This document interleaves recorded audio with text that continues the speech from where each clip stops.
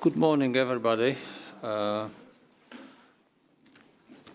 are going to start as in 54 minutes we have voting sessions, so some of us will have to leave to the plenary.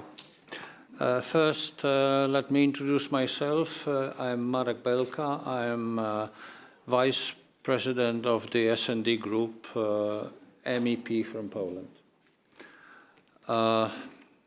Dear members, dear online audience, this week it is 20 years since the assassination of the first democratic Prime Minister of Serbia, Mr.Zoran Đinđić, who was also president of the Democratic Party. He was a key opposition figure during the destructive rule of Slobodan Milosevic.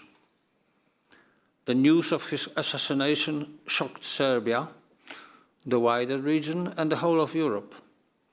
He had been cowardly shot in the back and stomach by snipers in Belgrade as he left a government building. Đinđić fought for pro-democratic reforms and Serbia's integration in the EU. He was a symbol of hope for a better future for Serbia as a key factor of stability in the Western Balkans. Therefore, his murder was a brutal attack on Serbia's democratic and European aspirations, as well as on the endeavors to stabilize and reconcile the region wrought by the wars in the territory of former Yugoslavia. Đinđić died because he was a reformer, and his country was not ready for democratic and social changes. His death was a colossal political tragedy, but it was also an opportunity for Serbia to self-reflect and build on his legacy. After his death, the situation in the country started deteriorating. 20 years later, Serbia seems closer to Russia and China than a European Union candidate country. Current Serbian President Aleksandar Vučić used to be a Minister of Information under Milosevic's regime. From that time, he is remembered for introducing restrictive measures against journalists, in particular during the Kosovo War. Under his presidency, democratic aspirations have too often been overruled by autocratic tendencies aiming to get total control over political processes in all the media. However, we are convinced that even after 2 lost decades, Serbia still has a chance to join the democratic forces and ensure that its reformist prime minister did not pay with his life for nothing. Serbia can still become a key factor of stability in the region, a relevant player in Europe, and in the future a member of the European Union. So the goal of today's event is to commemorate former Prime Minister Zoran Đinđić, but also to reflect on the current state of democracy in Serbia. We are here to underline our support for the democratic forces of Serbia. That is why I'm very glad to welcome to today's meeting our guest speakers. Mr. Zoran Lutovac, President of the Democratic Party in Serbia, Ms. Ksenia Markovic, Member of Parliament and International Secretary of the Democratic Party in Serbia, and Mr. Nemanja Todorovic Štiplija, Editor-in-Chief, European Western Balkans web portal. I'd also like to welcome to the room also members of various political groups with varying political views, however, all united in their commitment for the European future of democratic Serbia. This meeting is being live-streamed on the S&D website, and we have also interpretation. So, without further ado, I'd like to give the floor to our guest speakers. Please restrain your intervention to 7 minutes. We would like others to take the floor also. So, I understand we start with you, Zoran. Thank you, Mr. Belka. I will speak on Serbian. I'm president of the Democratic Party in Serbia, but I'm also vice president of Serbia's National Assembly. And I'm chief of our Democratic Party, which has 10 MPs in the parliament. I became a politician when I was invited by Zoran Đinđić, and I served as his advisor until he was assassinated in March 2003. We were colleagues during our studies, and I worked for him as his political advisor. Thanks to him, I started doing politics, and thanks to him, I'm here today. And what's most important, together with my friends and colleagues, I want to keep his heritage alive, and I want to keep his policies alive. If I had to describe briefly what his political fight was about, I could reference two of his books. One was called Serbia, Neither in the West or the East, and the other book is called Serbia as an Uncompleted State, an Unfinished State. And I want to make a distinction, on the one hand, what he did as a prime minister and what he did when he was in the opposition, because most of his political life he was in the opposition. And his party, the Democratic Party, thanks to him, became an extremely effective political organization of intellectuals, and it became the main gathering factor for the Serbian opposition. During the rule of Milosevic, there were numerous political parties with low ratings, but he managed to bring all of these different parties together to overcome the dissatisfaction of citizens and to articulate the dissatisfaction of citizens and to get rid of Milosevic's regime.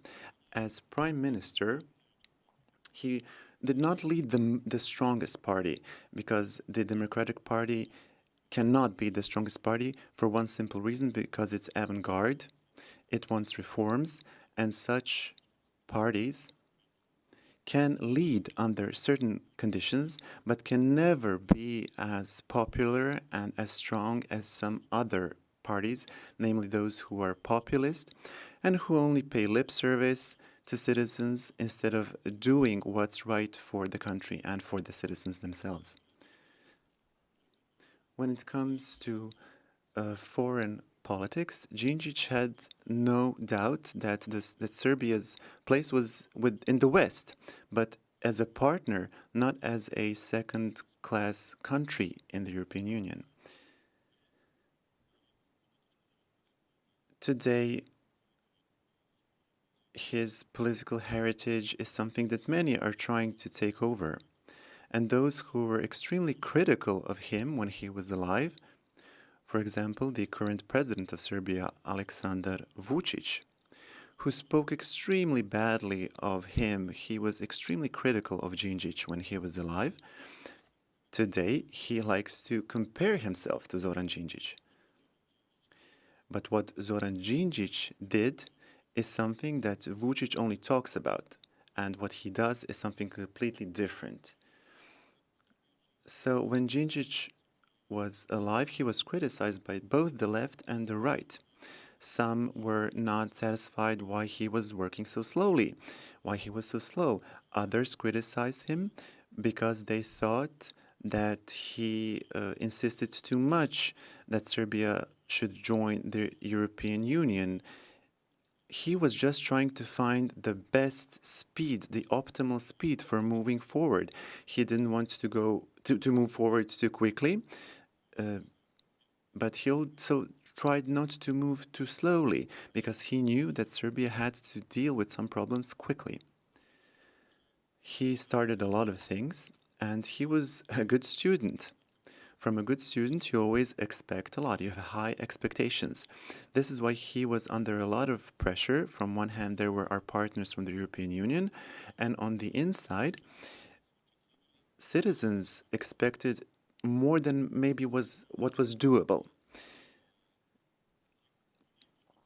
On the other hand, when you have someone who is a lousy student, then he can get away with everything. And this is what's happening today. So you have Zoran Đinđić, who was extraordinary and who had to meet extremely high expectations. And then you have the ruling party today. Nobody expects a lot from those who are today in power in Serbia. Whatever they do is fine. In one interview, I said that Zoran Đinđić could catch lightning in a bottle, and this is what Aleksandar Vučić today claims he can do. Even though he did a lot of good work, people like to blame him just for some of the things that he may not have done perfectly. But he was well aware that reforms needed to be done. And he knew that if he was to implement reforms, he wasn't going to be popular. He was going to lose the elections next time. But he didn't care. What was important for him was to go through with the reforms. This was his priority. Today, the Democratic Party keeps his politics alive, his political heritage. We have one pillar of foreign policy, which is the European Union. We want an orderly, democratic country with the rule of law, a country that is politically responsible.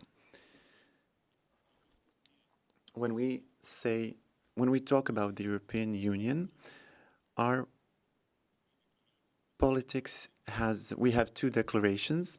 One declaration is where we state that we want to be in the European Union, and the second declaration is that we're against Aleksandar Vučić, because we think you cannot be pro-European and support Aleksandar Vučić at the same time.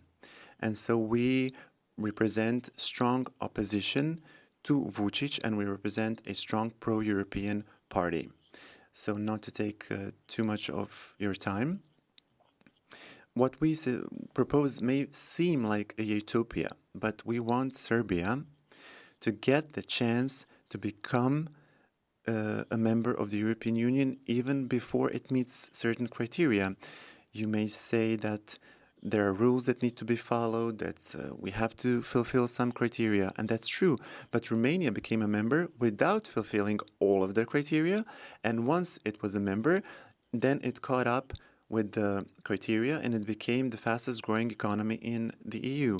So Serbia, if the EU supports Aleksandar Vučić and at the same time expects Serbia to meet all the criteria, forget about it. It's a vicious circle. It's not going to happen. If you want Serbia to meet all the membership criteria while Vučić is in power, this is not going to happen, because Vučić doesn't want the criteria to be met, because if he does, he's going to lose power. If he organizes free and fair election, he's going to lose power. If he gives freedom to the media, he's going to lose power. So it's not in his interest to meet the criteria. So this is why we want a political path that will make it easier for Serbia to become a real, ordered European country with real values, with real European values, and we want to make a geopolitical step forward so that Serbia can definitely move away from any type of criticism that is going to go with Russia or China. I think you need to think about all of this, because it's in the interest of Serbia, of its citizens, but also in the interest of the European Union for Serbia to become an EU member state. Thank you. It's hard to disagree with what you said. Let's continue with Ksenia. Dobar dan svima. Good afternoon to all of you. I will also speak in my mother tongue here in Strasbourg. It looks optimistic, and I do hope that this will also become something that we will encounter more often. When we speak of Đinđić, his vision was of Serbia as a democratic country in Europe. In order to show you how he saw Europe and our path towards Europe, I will read his speech from Zurich, because I think that his words that he pronounced at that time really show in what kind of situation we find ourselves today. So it will be it's a short speech. Serbia had two elements when we speak of the 19th century. And at the end, these two paths were not the right one. This was communism and nationalism. And they were actually our answer. And these were two ideologies that, as it turned out later on, actually initiated negative things and mobilized negative things in people. So what kind of initiative or engine do we need nowadays to invoke the positive aspects? Something like that exists. You cannot motivate people with insufficient help, with not helping them to develop, with, in a way, leading them left and then right. People need a certain sense of fulfillment in their life, and European integrations can play such a role if they turn into a vision, if they don't remain just a bureaucratic idea. If there will be enough visionaries amongst European politicians that will understand that the European future depends on the development of the whole continent and not only of individual countries, and if we start fulfilling this idea of a single Europe, then this can really help us, because almost each love, is there only for a certain period of time, and then it extinguishes. It was only in the Middle Ages that you had this internal love that lasts till the death. In the 21st century, where you have no answers regarding one love, then you look for another love. If Europe remains as bureaucratic as it has been during the last few years, people will look for love somewhere else. And the first best choice or solution is nationalism, because there aren't that many great loves, and it is very dangerous to promote the European idea without the necessary strength. And then we find ourselves at the beginning of an ugly part of European history. Europe will not be stable if we don't have it as a whole, and it won't play a strong role in history. So my message is the following. Of course, positive forces in the Balkan countries are very important, but we need positive energy from Europe, and it shouldn't only refer to those material aspects. We need emotions as well.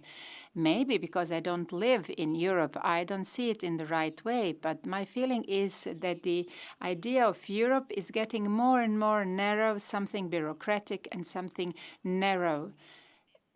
There is a certain deficit of European identity in Europe itself, and in order for Europe to offer us more hope, it has to create this positive energy. So we need to know in Europe why the European model is the best possible model. This combination of solidarity, freedom, of free market is better than any other model in the world. I don't see that there are that many people in Europe who are trying to convince the world in global terms that our model is the best, that we are speaking not only of a good standard, but it is a project that has its soul. And we need this European soul. And although we are still not members of the EU, we do have that soul.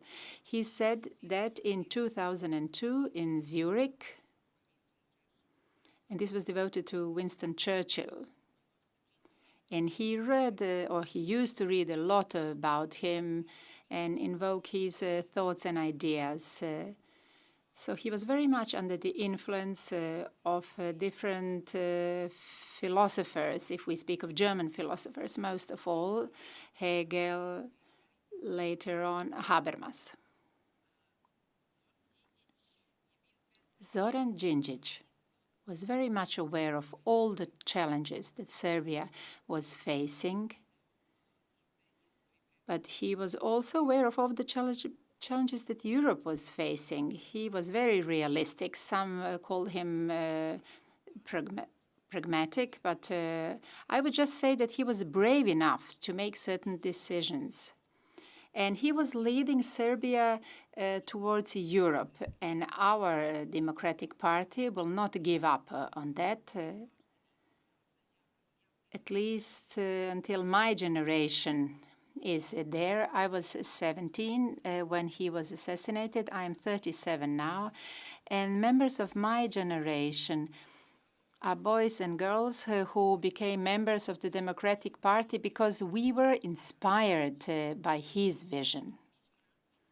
We will continue working and walking to this path, and we do hope that we will be able to fulfill his vision, because to us the European model is the best possible model, and Serbia and Europe have no alternatives.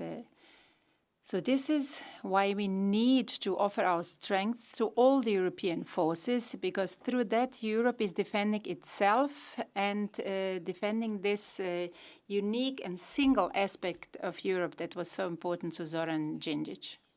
Because as Đinđić said, without being a whole Europe, Europe will not be stable and it will not be a good leader in the world history. Thank you.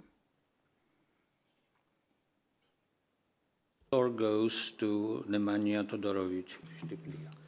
Thank you so much. Dear members, ladies and gentlemen, I will also continue in Serbian, but, you know, just to make some kind of introduction, I will speak about political legacy of Zoran Đinđić and the way how he started the processes of reforms in our country and how these things at the end.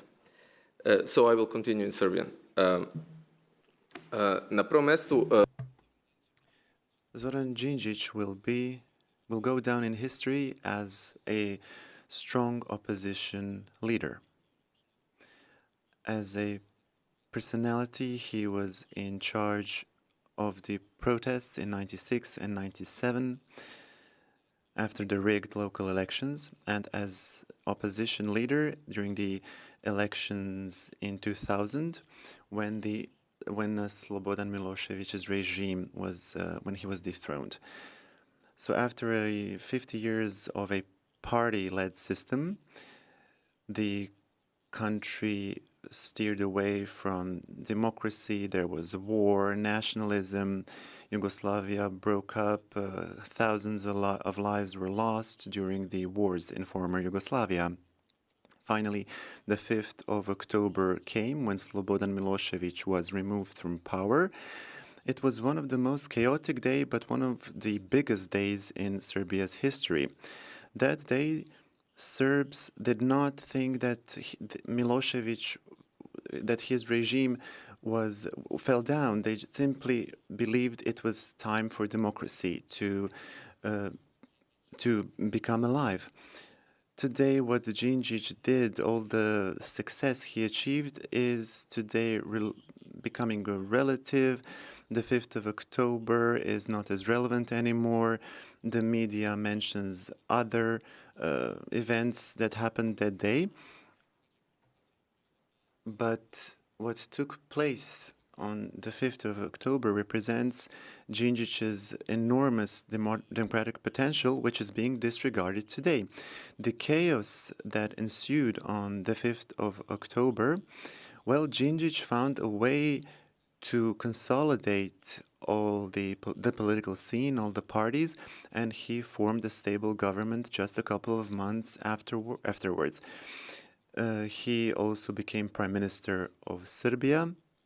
The government was formed thanks to experts who came from abroad to help the country rebuild itself. Đinđić inherited problems from Milosevic, and only problems. The state was in a very complicated, difficult situation. The government had to deal with economic policy, primarily. The state institutions were practically non-existent, and ties with organized crime were strong. And then there was the heritage from the wars in the 90s, and the country was also isolated at an international level for a number of years. So the government had to ensure political consolidation, it had to establish political institutions, ensure fair elections, because most of the elections afterwards were completely fair and free. And this is one of the periods in Serbia's history when the media were completely free, which is what's not happening today. Today, the situation is quite different.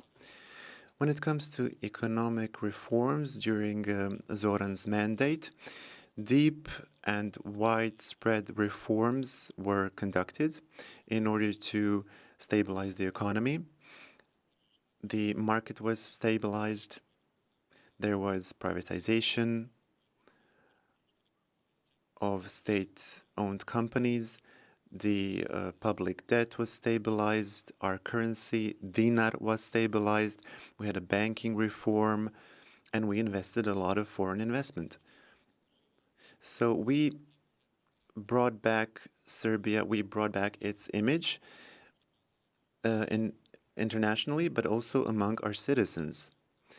And in order to paint a better picture, the average salary at the beginning of Zoran Đinđić's mandate was 35 euros. That was the average salary. Pensions were also quite low.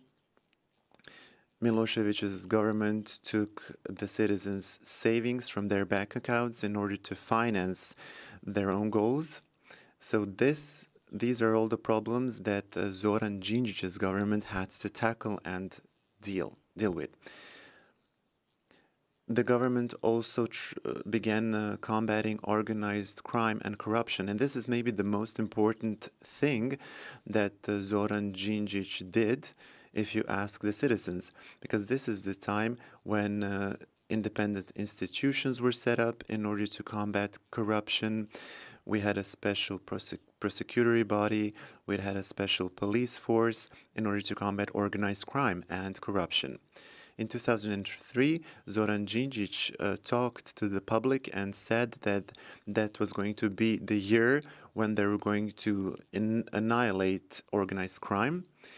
That was a big goal, but unfortunately, as we all know, the criminals were faster.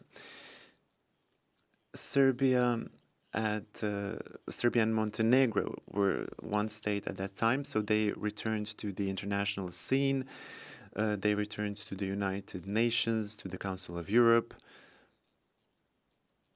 to other international institutions. This was the beginning of European integration for Serbia. It started moving closer to the European Union. All of these things happened back then. Another thing, in addition to the fight against organized crime, is the cooperation with the Hague War Crime Tribunal. This was extremely significant because the international community and the EU insisted that this cooperation be established. But it was a controversial cooperation, criticized within the country. Many believed that extraditing Serbian citizens to The Hague was unjust, unfair, and the Hague Tribunal was criticized of being biased. As I said, certain elements within the country, within the intelligence system, were frightened of the Hague Tribunal, and again they reacted quicker than Zoran Đinđić and the government.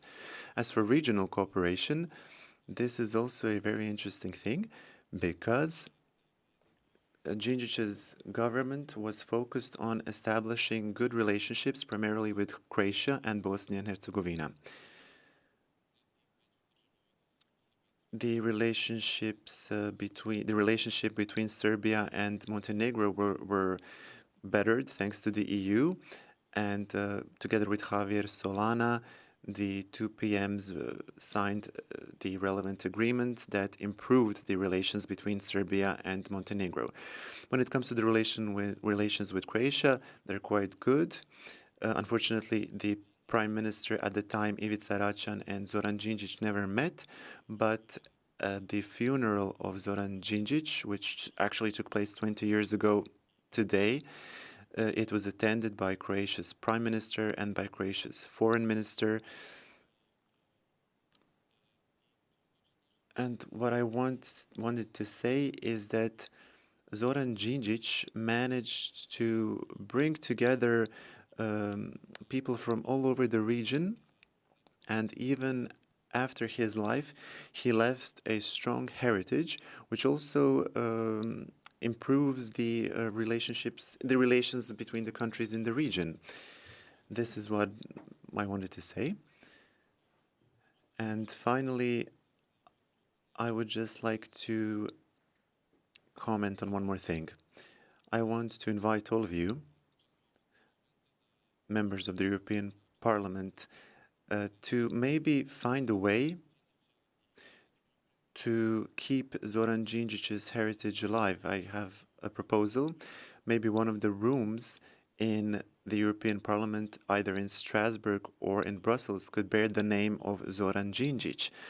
It would be a big motivation for democratic forces in Serbia, not just for parties who for all parties, but also for all citizens who still believe that EU membership is a worthy goal for the Republic of Serbia. Thank you. Thank you very much. We'll take note of the proposal and put it forward to the respective bodies. Clearly, this is very important for Serbia, but not only for Serbia. Bearing in mind the pivotal role of Serbia in the region, not just in the Balkans, but in broader eastern part of the European Union. We have now a few minutes for open discussion. So the floor is open for interventions, for questions, for remarks of the audience and of the people connected online. Please try to be brief so that our speakers could respond, could react. Okay? The floor is open. Jozas. Thank you. Thank you very much to all speakers for the very informative information and for memory about Zoran Đinđić and what he did for the country and for democracy. My question is, you mentioned about the EU Democratic Party position regarding the Vučević's position and also regarding the European Union. But what is your position regarding transatlantic relation and stronger ties with the United States and NATO, maybe? What is the position of the party? It's, I think, maybe a sensitive question, but you are between the friends. Thank you.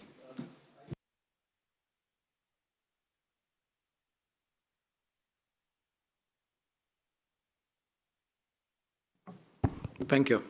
So, Klemen Groscher from Renew.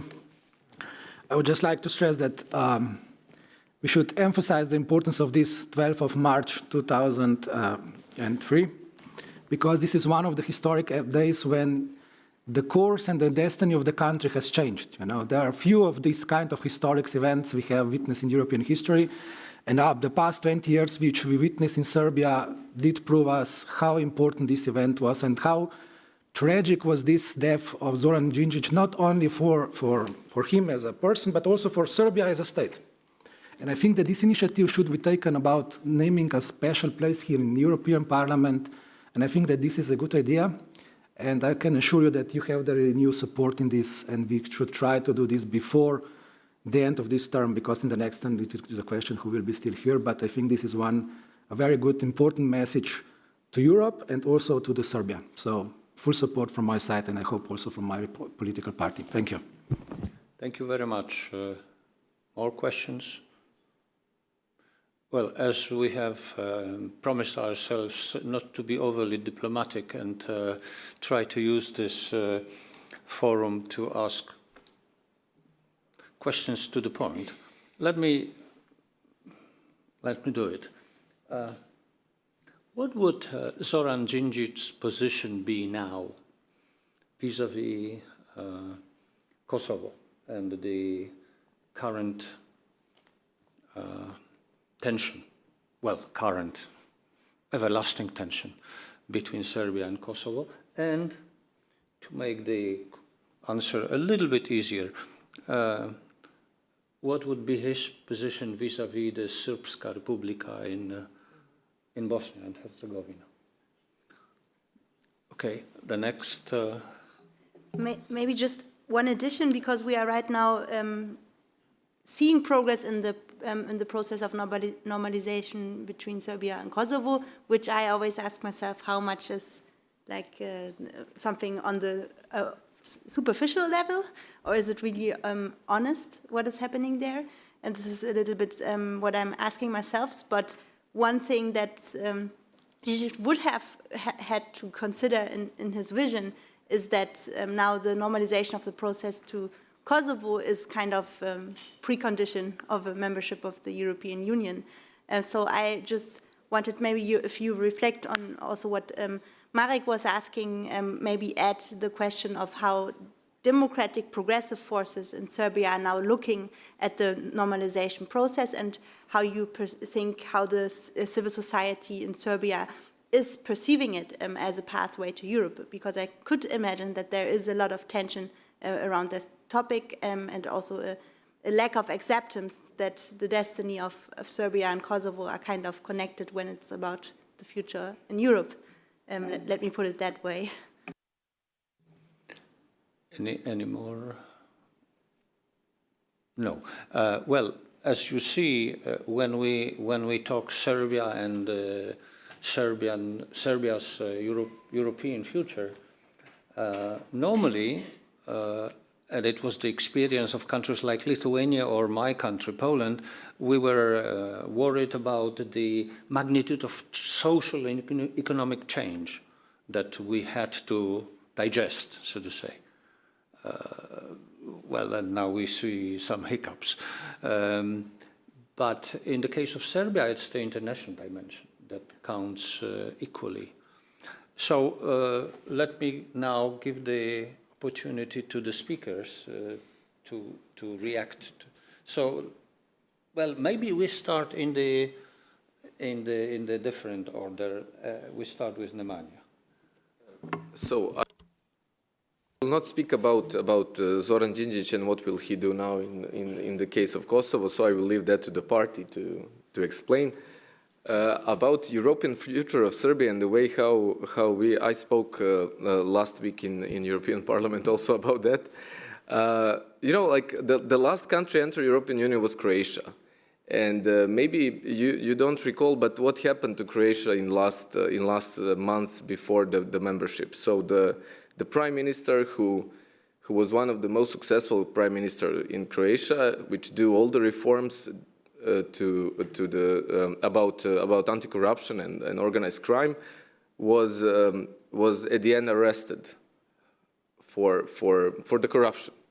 So basically, after that, no Western Balkan leader, no Milo Đukanović, no Aleksandar Vučić, no Edi Rama, no one will enter deeper reforms in anti-corruption, because like they or some of their surrounding will be first arrested by these independent institutions. So we in Serbia, we had like constitutional changes last year, constitutional changes which like parliament, which were not democratic, did so. And with these constitutional changes, we now have some kind of independency of the prosecutors, but the the things which happened last 2 weeks in Serbia show that, you know, there is no this kind of independency of the prosecutorial office of Serbia. So it's so that there is no political will on our side, but also there is no such a push from European side as before, as in the time when Croatia or Romania and Bulgaria entered the Union. We also have this problem of totally captured democratic institution and, of course, totally captured media. We spoke about that and the case of Telekom Serbia and everything which happened in past several years. So we, as a country, need, and not only as opposition or media, but on the first place as a citizens, need your help. So that's what I want to say.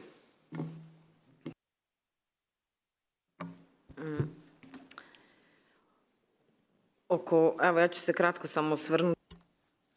I will refer shortly to your question regarding the normalization of the relations regarding Kosovo. What would Zoran Đinđić do? I would leave that answer to the president of our party. He can explain that in a better way because he was his political advisor regarding these matters. And I will try to see what it looks like at the moment. Zoran Đinđić wanted always to resolve first the status and then the standards. That was his approach to the EU. He wanted to resolve this issue with Kosovo because he knew that this was a kind of bomb that could explode at any moment. We can see where we find ourselves now after 20 years. So this was his position. It was very clear. He wanted to resolve this issue, to try to resolve this issue, to find a sustainable solution, and he wanted a quick solution because he knew that the costs are very high for both societies if it is prolonged, and it has cost them for too long now. Because both societies have the same problem. We have a bad economic standard. We have problems with corruption, with organized crime.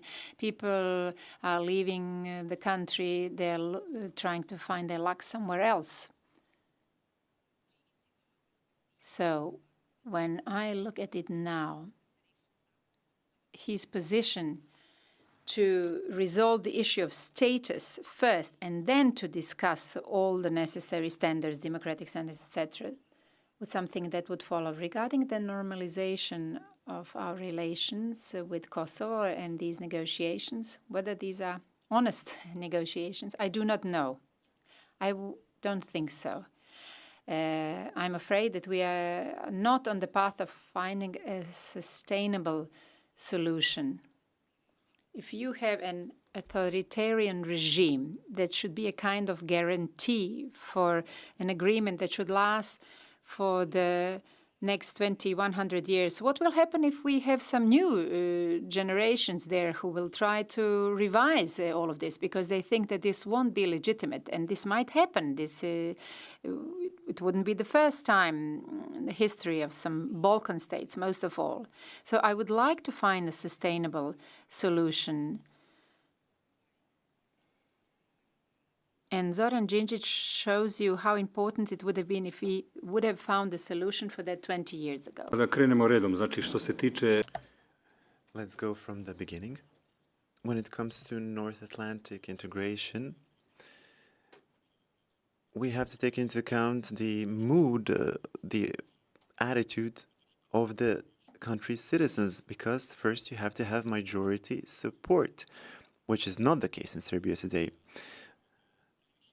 And we believe that the highest possible form of cooperation for a country that is not an EU member, what's happening now is what's possible now, what's realistic. So we have to have the highest possible cooperation with NATO, and we have the highest possible form of cooperation with NATO for a non-member country. Now, it depends who's going to be in power over the next couple of years. The process of integration depends on this. And our possibilities will depend on who will come next, who will form the government, who will be in power next.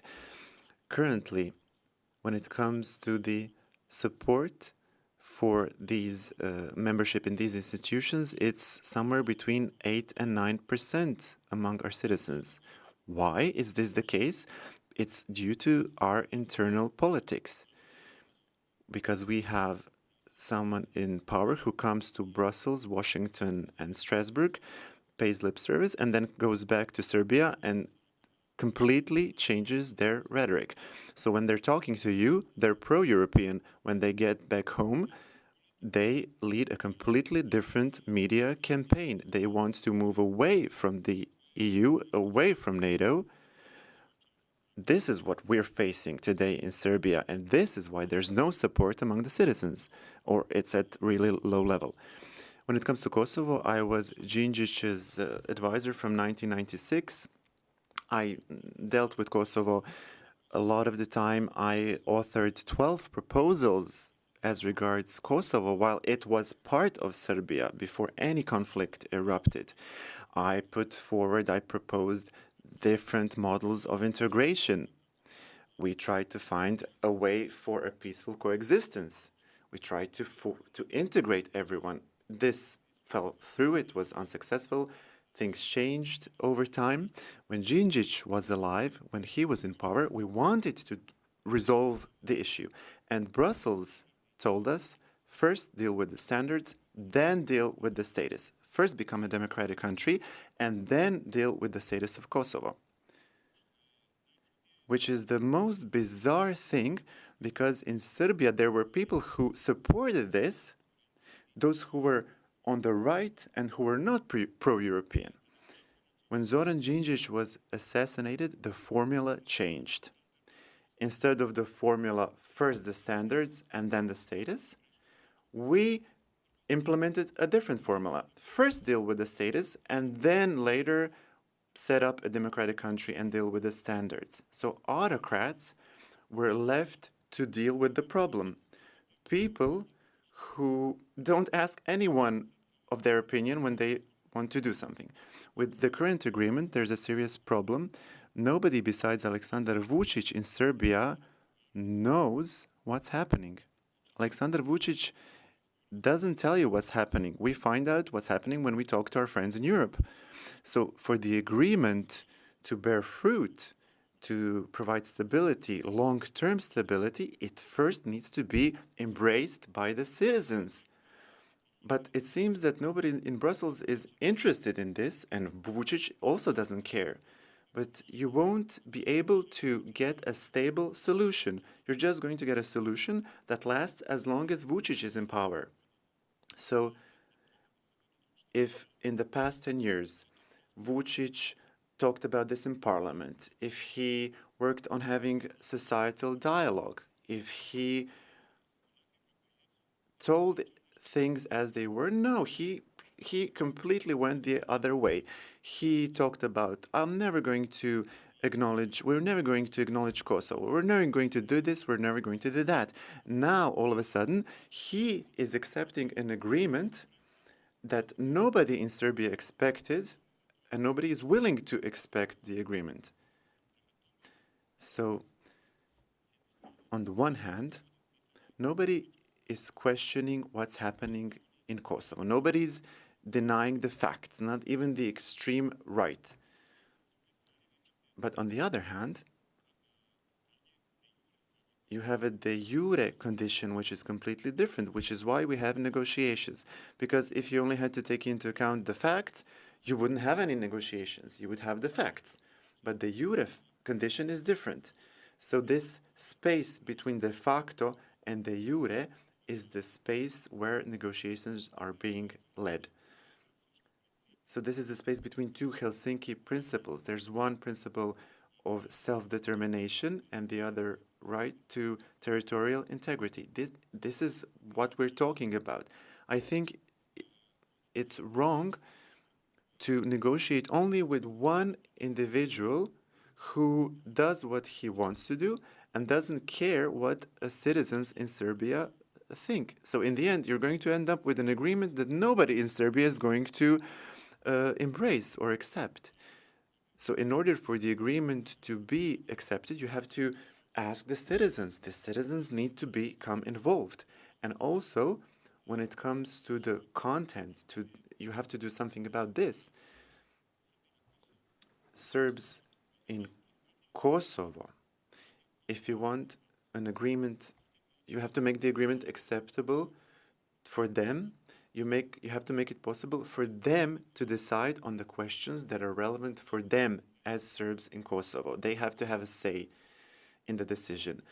What's unfortunate is what the Albanians asked for themselves when they were in Serbia. Now they're not willing to provide this with the Serbs in Kosovo.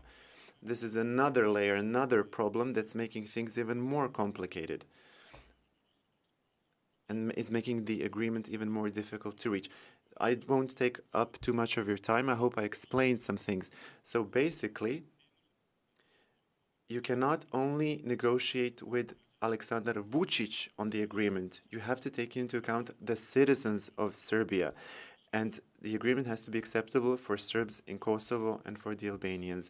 And the solution, the agreement, will only be possible with the mediation of the EU, because Kosovo will be Serbian and Albanian only if it's going to be European.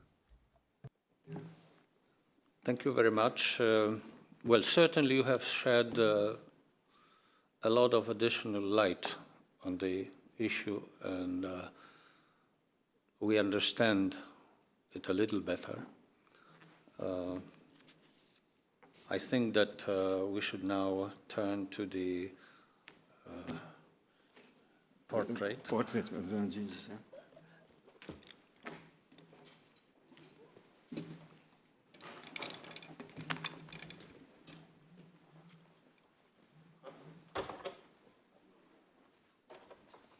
Ovo je portret Zorana Đinđića kada je bio predsjednik. This is a portrait taken when he was prime minister, and this is in order to commemorate his work and his person. This is to remind all of us that we belong to each other and that soon we will become a part of one family. Translation. Thank you very much for this. I will present this to our group, to our president, but also sort of convey this proposal that you have expressed. Hopefully this will help us in the parliament not to forget about the Serbian cause. Thank you very much. Thank you, Mr. Mayor. Thank you. Let me conclude with a few words here. It is clear that Zoran Đinđić continues to be a symbol of democracy and Europe in Serbia. We must believe in the possibility of a better future for Serbia and strive to realize its late Prime Minister's vision of his country deeply anchored in the European Union. This would be the best guarantee for lasting peace in the region, which in times of the current war in Europe proves to be more important than ever. Thank you very much for your participation, to all the colleagues, either from all the groups